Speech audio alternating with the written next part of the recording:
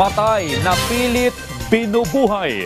Ganyan umano ang kalagayan ng higit 96 million pesos na ghost project sa Plaridel, Bulacan na ayon kay DPWH Secretary Vince Dizon, binayaran na noong 2024 pero 3 linggo pa lamang sinisimulan. Si Bernard Ferrer sa detalye. Na ito. Hindi tao to mga taon to. Nanggigigil si DPWH Secretary Vince Dizon matapos silipin ng isang flood control project sa Barangay Sipat, Plaridel, Bulacan. March 20, 2024 dapat sinimulan ng konstruksyon ng protection wall na nagkakalaga ng mahigit 96 million pesos.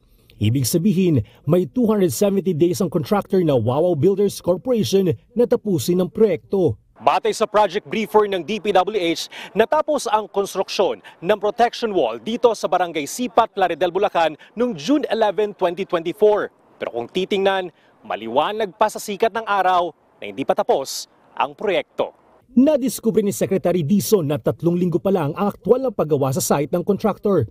Ito'y kahit pabayad na ito ng gobyerno noong July 21, 2024. Lumalabas na hinabol lang ng kontratista ang proyekto ngayong naglutangan ang mga isyu sa flood control. Pinipilit buhayin yung patay. Wala na to ghost project ito Klarong-klaro na ghost project ito. Pero dahil lang sa mga pangyayari, hinahabol ngayon.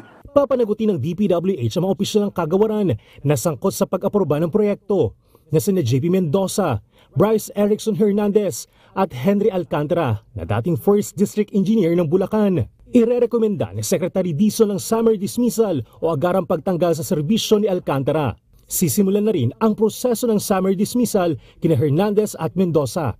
Isasampa rin ang mga kaukulang kaso laban sa 3 sa Office of the Ombudsman. Papatawan ng lifetime ban ang Wawaw Builders at ang kanilang mga affiliate. Parehong hakbang din ang gagawin laban sa SYMS Construction Trading na sangkot umano sa ghost project sa Baliwag, Bulacan. Irerekomenda rin ang pagsasampa ng kaso laban sa mga nasabing kumpanya sa Department of Justice. Sa mga DE, Assistant DE, engineer dito sa DPWH na kakonsyaba dito at sa mga kontraktor, ganun din ang gagawin natin sa iba.